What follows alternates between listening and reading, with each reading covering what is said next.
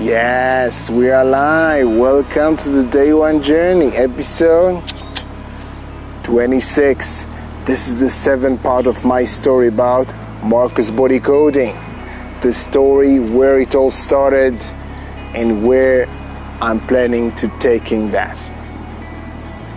It will take few more episodes. So, very quick recap. Last episode, I shared with you all the experiences, how I learned, the turn patterns era, the workshop era, and then the DVD era. In that era, I shared with you learning body acceleration from Frankie Martinez DVD. It was great. Now I want to continue telling you about taking all the DVDs I had, and I had many of them. Yeah, at least, I don't know, 20, 30, 40, I don't know, people send me stuff. I had lots of them. I scraped all the footwork material and started to work with each one of them. I decided to just learn all of them, not just the things I liked, not all of them. But I want you to understand why I did that.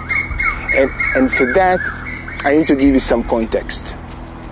So I'll probably, that will be most of the episode. I give you some context.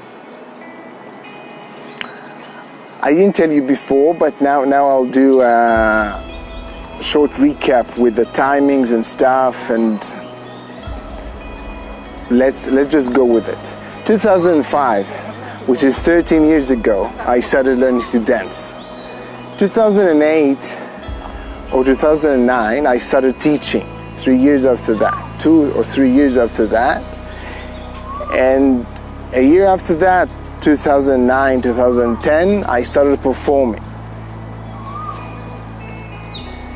which was great. I did couple shows, mostly turn patterns. So that was the turn patterns era, so I was pretty good at turn patterns. I wasn't that good in footwork. Maybe I thought I was.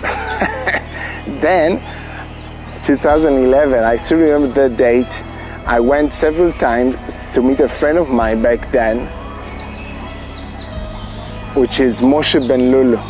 For me back then, and also right now, I think he's the best Israeli salsa dancer ever was. Okay? Some might not agree, some may agree. I don't care. This is my opinion. So I went to him and we had an idea about creating a Shines show, footwork show, men's style show. And then I realized I'm not as good as maybe I thought. I was learning with him and I just saw it with my own eyes and felt it in my own legs. I wasn't fast enough. I wasn't able to do the choreography we started doing. Most of it Moshe was doing. I was just sitting and watching. But that was the context. I want you to understand and relate maybe. That was 2011.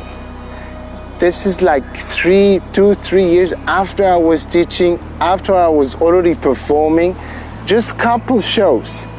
Me and a partner, couple shows. I have different partners, so I was already a performer.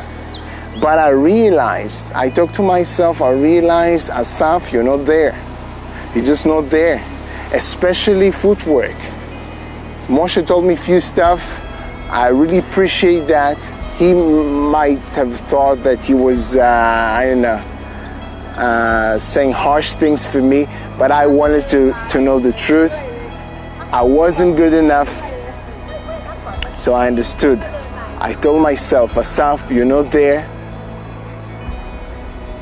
You need to put the time and work and get much better in the footwork, speed, accuracy, more vocabulary, etc., etc., etc. So that was part of the mindset, how I was going through starting the footwork DVD era. Enjoy the sunrise. Amazing. We're out of time. Let's even time the out of time. if you understand. Back to you. Next episode I will tell you about the footwork DVD era. But back to you. How can you be honest with yourself? I was honest with myself. Even though I was teaching, I was performing, I was honest with myself. And I told myself, you're not good, you're bad, but go work on that. My question for you, how can you be honest with yourself? Say to yourself, okay, here I'm good, here I'm not as good. And how can you go and work on this stuff? Make a list, do something, 5 minutes this day.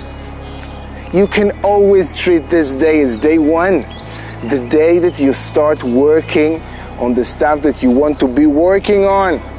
You can call that weaknesses, you can call that whatever, call that challenges, call that the stuff that you want to get better in. It doesn't matter the name, just matter the work. Get better. When you get better, everything gets better. So until tomorrow, have an amazing day one.